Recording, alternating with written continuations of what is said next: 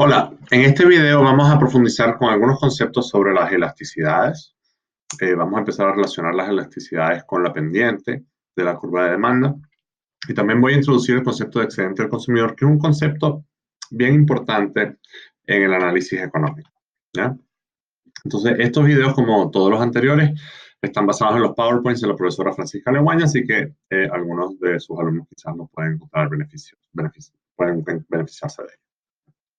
Al finalizar este video podrán relacionar la elasticidad de la demanda a la pendiente de la curva de demanda, repasar los conceptos de elasticidad de ingreso y elasticidad precio cruzada que ya hemos visto y calcular el excedente del consumidor. Entonces, recuerden que las elasticidades siempre se refieren a la sensibilidad de una variable frente a un cambio en otra, y generalmente es la sensibilidad de la cantidad demandada frente a un cambio en otra variable que puede ser el precio del bien, puede ser el ingreso o puede ser el precio de un bien rival. Y nos interesa ver el cambio en relación al valor inicial. Por eso la medimos en porcentaje. Siempre las elasticidades están medidas en términos porcentuales, ¿ya? La elasticidad precio, como habíamos dicho antes, es la variación porcentual de la cantidad demandada frente a una variación porcentual en el precio del bien. Una elasticidad de 3 significa que ante un aumento del precio de un 1%, la cantidad demandada disminuye un 3%. Y esta es la fórmula. ¿Ya? Tenemos que es la variación porcentual de Q sobre la variación porcentual de P, y eso quiere decir que es el cambio de Q sobre el Q inicial dividido entre el cambio del P sobre el P inicial. Y reordenando siendo la doble C, me queda que es cambio sobre cambio por P sobre Q. Y esto es la inversa de la pendiente de la función de demanda, ¿ya? Porque recuerda que la función de demanda tiene P en el eje de las Y y Q en el eje de las X. Por lo tanto, la elasticidad es 1 sobre la pendiente por P sobre Q, ¿ya? ¿La elasticidad de precio siempre es negativa? Sí, porque la pendiente siempre va a ser negativa. P y Q siempre son positivos, pero la pendiente siempre es negativa, con excepción de los bienes Giffen, ¿ya? ¿Es lo mismo la elasticidad que la pendiente de la curva de demanda? No, no es lo mismo. Ya vimos que la pendiente afecta a la elasticidad, pero no es igual, no son exactamente iguales. Por ejemplo, A y B podrían tener la misma elasticidad a pesar de que son funciones de demanda con pendientes diferentes y con órdenes P sobre Q diferentes. La elasticidad precio no es constante en la recta, ¿ya?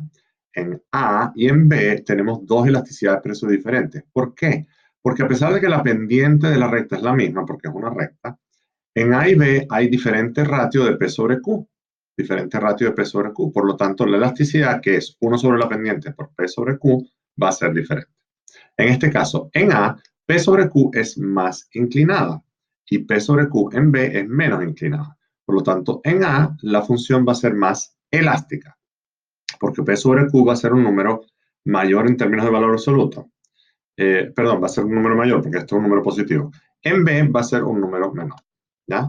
Entonces, de nuevo, en B, en A y en B, ambos términos, los primeros términos, que es uno sobre la pendiente, son iguales, pero P sobre Q son diferentes. Entonces, la elasticidad en A es mayor a la elasticidad en B en valores absolutos. Por lo tanto, en A la función es más elástica que en B. Y si tenemos demandas paralelas, bueno, tengamos demandas paralelas, entonces, por ejemplo, aquí son dos funciones que tienen la misma pendiente, pero en A como en B no tenemos el mismo ratio de P sobre Q. Por lo tanto, en A y en B no tendremos la misma elasticidad. De hecho, en A tendremos una elasticidad mayor que en B, porque P sobre Q, que es la pendiente de la recta que une el origen con el punto, P sobre Q en B es menor que P sobre Q en A. Por lo tanto, la elasticidad en B es menor que la elasticidad en A, ¿ya? Y eso es lo que se refleja aquí. Mientras más alejada del origen está la demanda, más inelástica es. Más inelástica. Hay una relación entre la elasticidad y el ingreso marginal. ¿Y a quién le puede interesar ver la relación entre el cambio en la cantidad demandada cuando cambia el precio? A los productores, porque pueden ver cómo cambia su ingreso ante las variaciones en el precio, ¿ya? Entonces, el ingreso total es P por Q. El ingreso medio es el ingreso total dividido entre Q, es decir, P. Ese es el ingreso promedio por unidad, ¿ya? Y el ingreso marginal es cómo cambia el ingreso total cuando cambia Q. Eso es lo que definimos como ingreso marginal, ¿ya? ¿Cómo cambia el ingreso al vender una unidad más? Supongamos que estamos en una situación inicial P sub 0, Q sub 0. Y el productor decide bajar el precio en una cantidad muy chica, porque vamos a trabajar en términos de cantidades muy chicas. Y lo que quiere ver el productor aquí es qué va a pasar con su ingreso total. Pero en este caso, el precio baja mucho, digamos, si baja de P sub 0 a P sub 1, él gana en ingreso total esta cantidad, porque a pesar de que vende a un precio menor, gana en cantidades, pero pierde por vender las Q sub 0 unidades, las vende más baratas. Es decir, las Q sub 0 unidades que vendía antes las está vendiendo más baratas, pero el precio bajó, pero yo estoy vendiendo más cantidades. Por lo tanto, en la relación, cómo cambia el ingreso total depende de cómo es el cuadrado o este rectángulo amarillo con respecto a este rectángulo color durazno. ¿Ya? Depende de qué área será más grande. Bueno, depende de la elasticidad.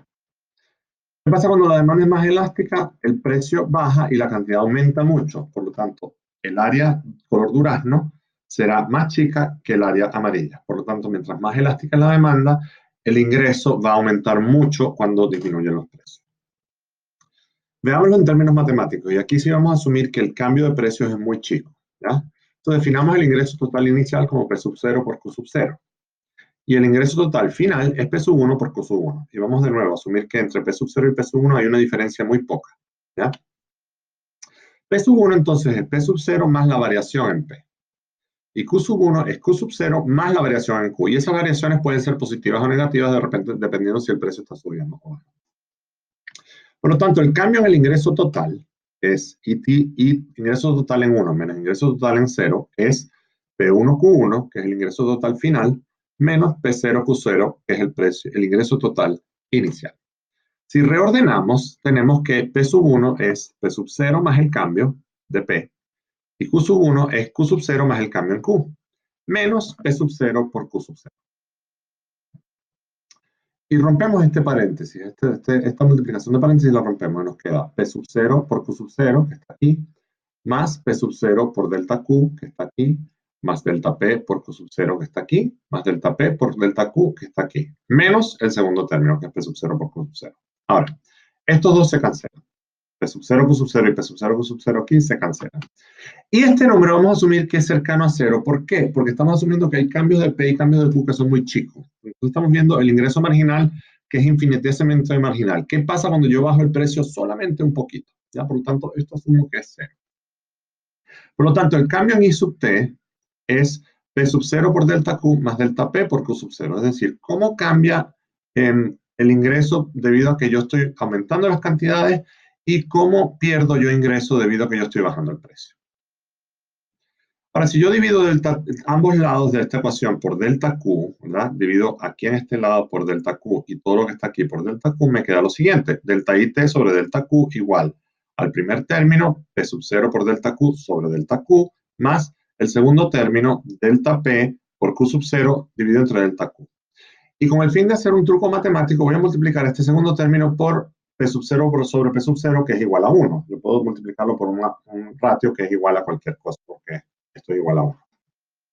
¿Y para qué hago esto yo? Para poder sacar P sub 0 como factor común de aquí. Entonces yo saco en estos dos términos que tengo aquí, en el primer término y en el segundo término aparece P sub 0 en el numerador, y yo puedo sacar a P sub 0 como numerador. ¿Y qué me va a quedar? Esto es 1 sobre la elasticidad, porque esto es delta P sobre delta Q por Q sobre P. Recuerden que la elasticidad es delta Q sobre delta P por P sobre Q. Entonces, esto va a ser 1 sobre la elasticidad. Y esto es 1. Entonces me va a quedar que el ingreso marginal, que es delta I sub T sobre delta Q, es igual a P sub 0, que lo saqué como factor común, por 1, que es esta delta Q sobre delta Q, más 1 sobre la elasticidad. Entonces el ingreso marginal es P sub 0 por 1 más 1 sobre la elasticidad. Y esta elasticidad es no en términos de valor absoluto. Esta elasticidad es positiva, digamos, es negativa, es un número negativo. ¿Ya? ¿Qué significa esto? Que cuando la elasticidad es muy elástica, por ejemplo, 1 sobre, por ejemplo, supongamos que es menos 3. 1 sobre menos 3 es menos 1/3. Por lo tanto, 1 más menos 1/3 va a ser 2/3. Por lo tanto, el ingreso marginal va a ser positivo. Es decir, si yo bajo el precio, yo voy a tener un ingreso marginal positivo, es decir, yo voy a aumentar mis ingresos cuando la demanda es elástica. Pero si la demanda es inelástica, eso no va a ser así. El ingreso marginal va a ser un número negativo, porque si supongamos que es menos 0,5 la elasticidad. Entonces, 1 entre menos 0,5 va a ser menos 2, y 1 más menos 2 es menos 1, entonces por lo tanto, menos 1 por P sub 0 va a ser un número negativo, va a ser un factor negativo, y por lo tanto el ingreso marginal en ese caso es negativo. No me conviene bajar los precios porque mi ingreso va a caer. ¿Ya? Entonces, en este caso, tenemos que el ingreso marginal es básicamente, y esto lo van a ver ustedes en su clase de micro 1 más profundamente, pero el ingreso marginal básicamente es P sub 0 por 1 más 1 sobre la elasticidad. Y cuando la elasticidad es 1, es menos 1, en este punto, que es el punto medio, 1 más 1 sobre menos 1 da 0. El ingreso marginal va a ser 0. Y en esta área donde la demanda es elástica, ¿ah? En esta área que está aquí, el tramo elástico, el ingreso marginal es positivo, y en esta área donde el ingreso marginal es negativo, es el tramo donde la demanda es inelástica. ¿Ah? Y esta parte no la tenemos que ver mucho, pero digamos que queda como referencia para ustedes. Quizás pueden ponerle pausa al video y entender un poquito estas relaciones que están aquí. ¿Ya? La elasticidad de ingresos, como hemos dicho varias veces en clase, es la variación porcentual de Q sobre la variación porcentual del ingreso, y eso es básicamente delta Q sobre delta I por I sobre Q.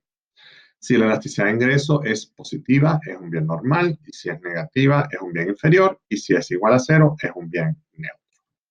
Y la elasticidad precio cruzada es variación porcentual de la cantidad de X con respecto a la variación porcentual del precio de Y, y eso es igual a delta Q sobre delta PI por PI sobre QX. ¿Verdad? Y de nuevo, si es positiva, ambos bienes son sustitutos, es decir, cuando sube un precio de un bien, la cantidad demandada del otro bien aumenta, es decir, son sustitutos. Si la elasticidad precio cruzada es negativa, los bienes son complementarios, y si es igual a cero, ambos bienes no están correlacionados, no están relacionados.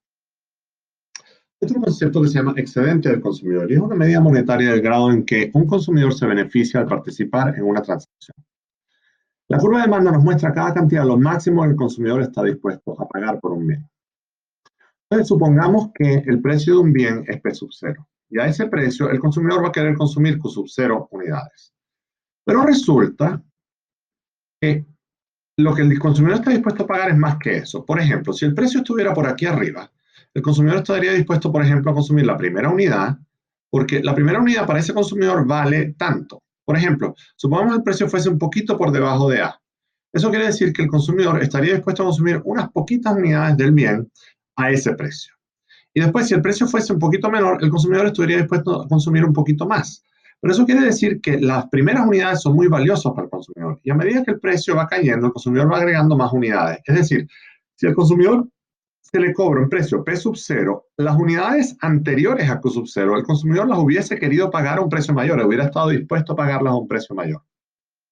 Por lo tanto, el que el consumidor consuma Q sub 0 unidades a P sub 0 implica que las primeras unidades el consumidor las está consumiendo a un precio menor al máximo que él estaría dispuesto o ella estaría dispuesto a pagar por esas unidades. Por lo tanto, este triángulo que me dice a mí todas las máximas disposiciones a pagar que tiene el consumidor por estas unidades por debajo de Q sub 0 es lo que se llama el excedente del consumidor. Y viene dada por el área de este triángulo. El área de este triángulo, por encima del precio que se le está cobrando, es lo que se llama el excedente del consumidor. Y viene dado por el triángulo ABP sub 0. ¿Ya? Es la diferencia entre la cantidad máxima que el consumidor pagaría por consumir unas unidades del bien y lo que realmente le están cobrando. ¿Ya?